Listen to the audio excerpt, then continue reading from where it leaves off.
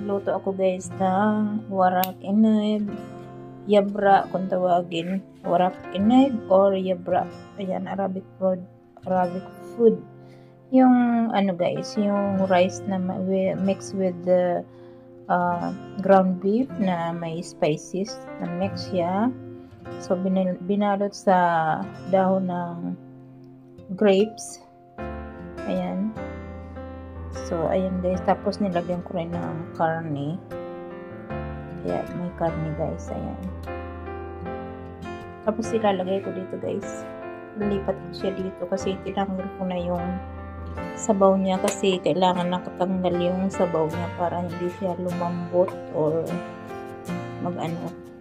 So, para pwede siyang ano ba, yung pagkakain ka pwedeng dampot-dampot na lang, hindi yung masabaw. Binubukod talaga kasi guys yung sabaw niyan pakaluto. So, ganyan ang pagluto ng warak inib or grape sleeves roll. Ayan guys. Ang isa pang tawag dyan ay yabrak. So, matagal na ako guys or kaming mag-asawa, matagal na kami hindi kumakain ng kanin kasi nga ang diet guys kasi parehas kami mataas ang glucose or blood sugar naming mag-asawa.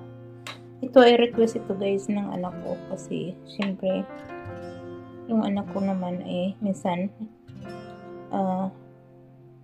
sumasabay na rin sa amin mag-diet, pero paminsan-minsan kapag gusto niya mag-request ng pagkain, katulad nito, heavy food ito rice kasi ito So, ginagawaan ko pa naman guys yan ng food.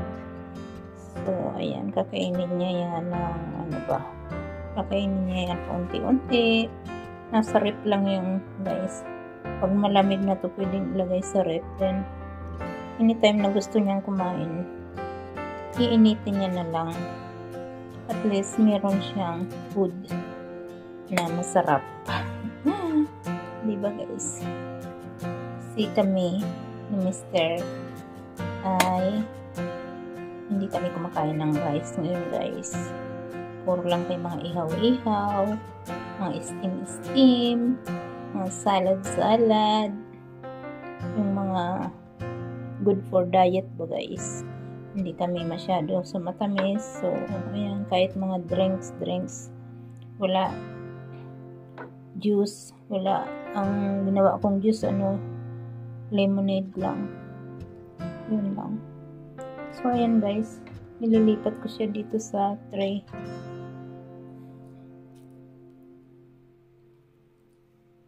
At tinuruan ko siya guys, gumawa niyan. Yung mag-roll niyan. Siya ang gumawa niyan. Ang anak ko.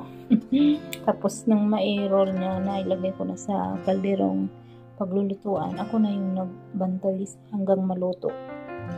Ayun, dahil napagod siya gumawa nito, magbalot nito, tulog na siya. Pagising niya mamaya, ayun, kakain na lang siya. At ako naman ang matutulog na. Kasi luto na yung pagkain niya.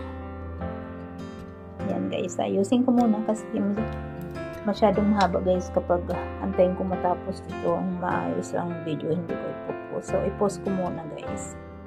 So, ayan siya guys. Ayan yung, kunti lang yung karne nilagay ko para pang padagdag lang ng lasa guys. Kasi itong roll na to, ang laman nito ay rice with, yung giniling na karne ng baka, mixed with spices na may mga sangkap na. Tapos, dinagdagan ko ng karne ng lutuin. So, tapos ito guys, yung pinakailalim niya, nilagyan ko ng carrots at potato para nga kapag kasi matagal itong pakuluan guys, para katulad dito guys, ayan, dikit siya. So at least yung ito, hindi siya matututong dahil naglagay ako sa ilalim ng potato at carrots. So lalagay ko dito.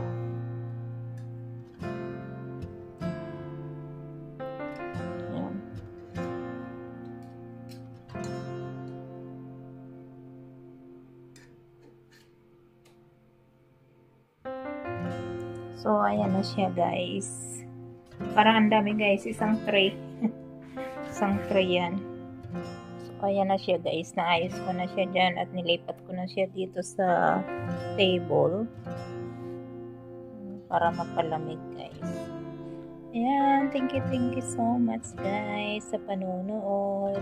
Maraming salamat sa suporta kay Ate Lord. Thank you so much. See you next video guys.